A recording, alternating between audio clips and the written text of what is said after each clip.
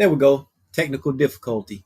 But welcome to an episode of John McEntyre Show Live, Money Show Live, show that's committed to your financial health and wellness. And the day is Tuesday, October the 1st, first day of the month, first day of the last quarter of the year. So that's what I want to talk about today. Basically, I want to cover some things that goes on in October, some tips and strategies, and also some budgeting targets to shoot for in October. We're going into the actual holiday season, aka the big money spending season. We just came out of the summer season, aka a big money spending season. So we so we're just gonna talk about some things to do as far as what's going on in the month of October, spending wise, and some other things. But before we get to that, the routine. We're going to share some wallet wins. Get into our topic, question of the evening. Then we'll be on our way. So the first wallet win is I finally opened a high yield savings account. Well, opened and rolled over my money, moved my money from a regular savings account over to a high yield savings account. So yes, that is a wallet win. Gave yourself a little bit more money by the end of the year. So that is a good wallet win. Wallet win number 2, I went to the bank and had my credit pulled, and I had no issues on my credit. So that is a wallet win. That was very smart. Glad I went to the bank and took advantage of one of those services, those value-added services that they offer to their customers. You're paying for it when you deposit money into the bank. They get to lend it out. You're paying for these services, so use them because you're paying for them.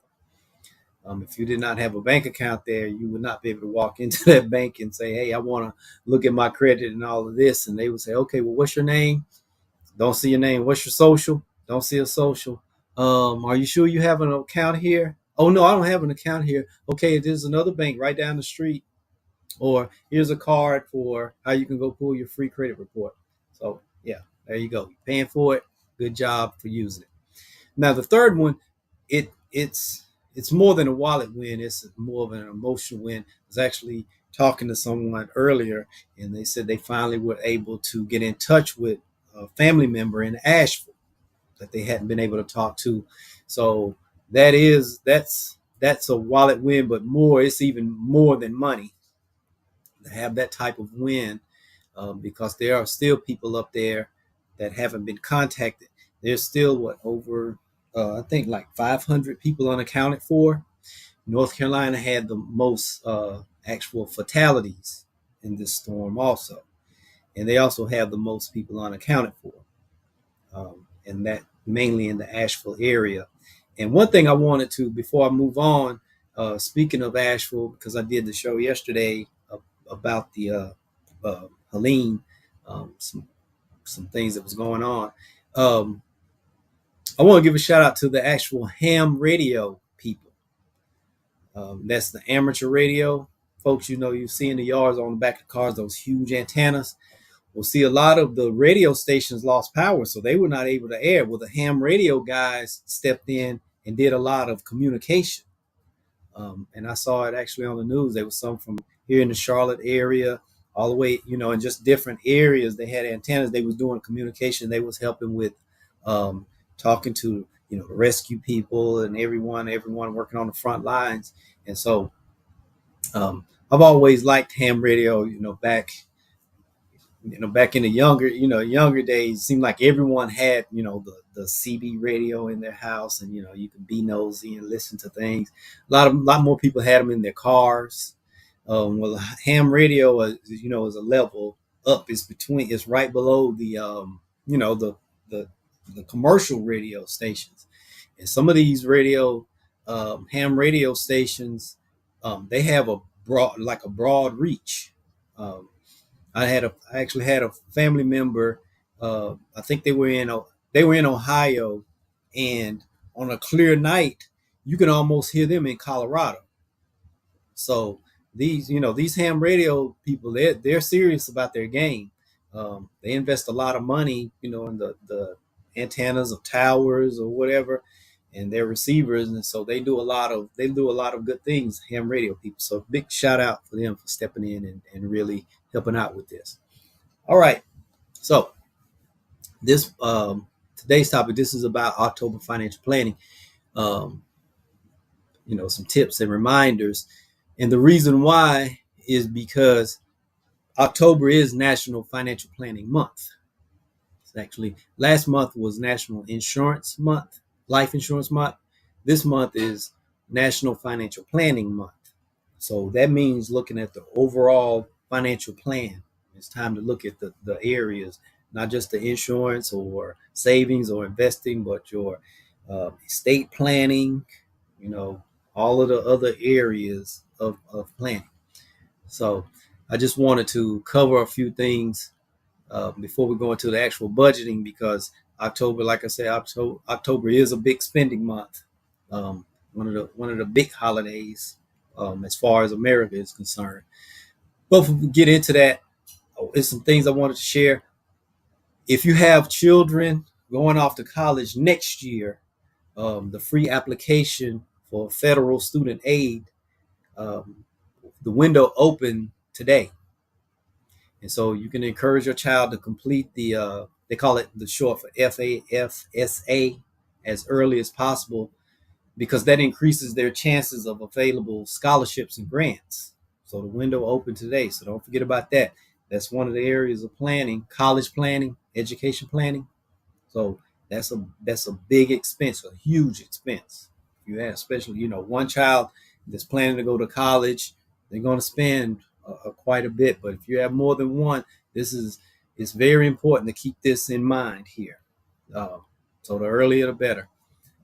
For those out there that did filed an extension in taxes from April 15th for 6 months, October the 15th is your deadline, your cutoff point. So you have to file that income tax return by October the 15th if you requested your 6-month extension back in April. Also, if you wanted to establish a retirement plan outside of your work sponsored program, you must open your account by your tax filing deadline plus any extensions, which is October 15th. So any of those, if you plan to do anything retirement wise and actually benefit from it for this year, now is the time to get that taken care of. So, and we've talked about it each Friday, but Medicare open enrollment begins October the 15th. So that's for those that's in Medicare Advantage plans who may want to change, or they may want to change their prescription drug plan, their Part D plan. So just remember that. So those are the four main financial strategies you may want to make sure to keep in mind for October. All right, now budget. it's going into that season. We're going, basically, it used to be October. People look forward to Halloween, November, Thanksgiving, December, Christmas. Now, from October on, this is basically the holiday season. That's what the retailers call it now. You're going into the holiday season. And so they're planning for some big spending to happen, mainly because they took notice that so many people were beginning to spend a lot of money on just Halloween itself, and things that pertain to fall. Fall has become a huge thing in America, especially here in the Southeast, Northeast, Midwest, where the leaves change, things like that. Those popular areas, the mountains become extreme. They're always popular year round, but they become very popular during this time of the year. Those leaves are changing. The weather is, it's pretty much perfect. Not too hot, not too cold. It's one of my favorite times of the year. But it's very, very popular with the retailers. And so the first one If you're going to keep your financial plan on track, or if you're going to stay on target, then it's wise to just do the budgeting now. First one, what, the Halloween spending. Halloween, you have your candy, your parties, your costumes. Just give me the candy. The other two, they're fine. I know a lot of people love those. I just want the candy and the good stuff. So that should be the bulk of your budget. What you budget for Halloween, put it in good candy, invest in good candy to hand out during, Halloween, because, you don't want to have to also spend some budget money cleaning your house. These kids, they will egg the houses now. They're very vengeful, and so that's where you want to put some of your money, put the bulk of your budget. But for instance, let's look at some numbers, some hard numbers. According to the National Retailers Association, 2022 in America, $10.6 billion was spent. 2023, over 12 billion was spent. So that's a lot. That's a lot of candy and costumes and parties, you know. So now you understand why it's important to put that in the budget. You could easily go over budget in it because that added out to per person like $108 per person, and for just Halloween, just for one night, a few decorations, one night, almost $12 billion. So that's important to budget for. In school, we have a lot of school fall activities. We have the sports going on. This is football season. And then the latter part of the fall, going into winter, we're going into basketball. You also have volleyball. We have a year-round swimmer in our house. And so there's a lot of fall activities. You have the dance school dances, field trips, things like that going on during this time of the year. For instance, our daughter, she goes to early college high school, and they have the prom in the spring, but they have a morp, which is prom backwards, in the fall. And so it's basically two proms during a year. And you know what that means, especially with the girls. That means the dresses, all of this good stuff, the pomp and circumstances, all of this. But there's a lot of parties that's going on during this time of the year. A lot of people, us included, we do like to take trips this time of the year. Vacations. Like I say, the leaves are changing colors, so people, they take those long drives and it turns into a vacation. Like they like to go to the mountains, find those bed and breakfasts and stay, and just turn it into it just becomes, it's a new tradition for a lot of people. So that is something to actually have into the budget. And another one that's very surprising, this time of the year, there's a tax called the pumpkin spice tax, which means the pumpkin spice has its own market. It has its own market category. And dig this figure. 2023, the pumpkin spice market by itself was $800 million. It was an $800 million market. Just pumpkin spice. Two words, pumpkin spice, caused over $800 million to be spent in 2023. So yeah, that's huge. That's big. And that's one of those things where a couple of, few pumpkin spice Starbucks coffees or your favorite coffee shop, because all of them, they have it now. It used to be a time where you went to specifically, most of the time you had to go to Starbucks to get it. They all own it. The pumpkin spice, yes, the Dunkin' Donuts, and those other shops in other areas, those small local shops. And I'm not mad at them. I'm not a fan of pumpkin spice, but with the pumpkin spice comes the other creative, the coffees they can have. That I just drink black coffee. That's my favorite. But those desserts, I'll eat a pumpkin spice donut if it's done right.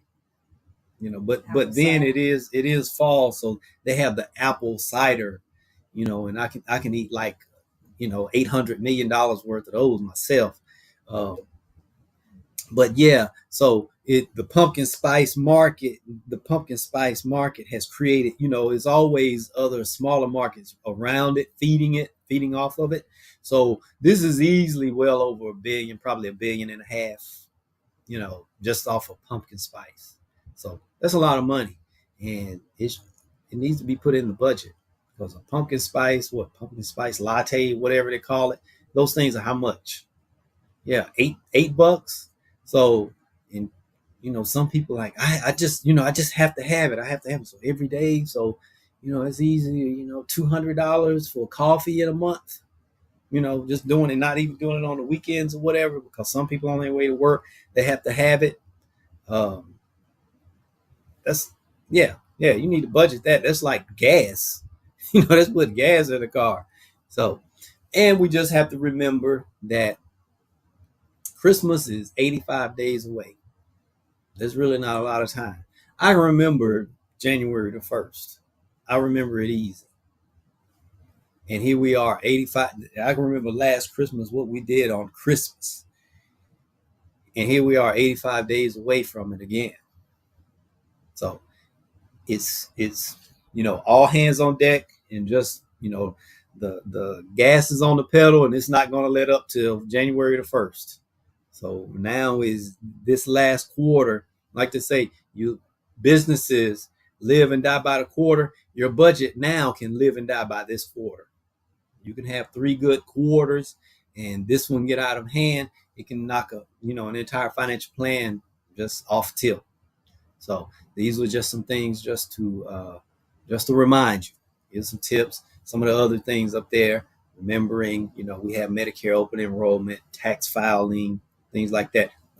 College, uh, federal aid, window opens up, not outside, and those are the productive things. But then we get down into just the spending and the partying, having a good time, celebrating holiday season. We know what we're going into. So I mentioned that, this quarter could make and break. So my question, make or break your budget. So I just want to ask the question, just thought off this month, how has the first 3 quarters been for you? Were they good? Were you on target, or do you have work to do? Or did you even just throw your hands up and say, why bother? I'm just going to ride out the rest of the year and get prepared for next year. Because that's basically how I do it. I'm mid 4th quarter, I'm planning for next year. That's how I'm doing it. So that's just the question. How has the first 3 quarters been for you? All right. So if this information has been helpful or valuable, share it, subscribe to the channel, YouTube, like it, hit that like button, make that algorithm thing work for us, however that works. Like us on Facebook, share it, tell your friends, family, everyone. And until tomorrow, we'll be back, same time, same channel. Good evening.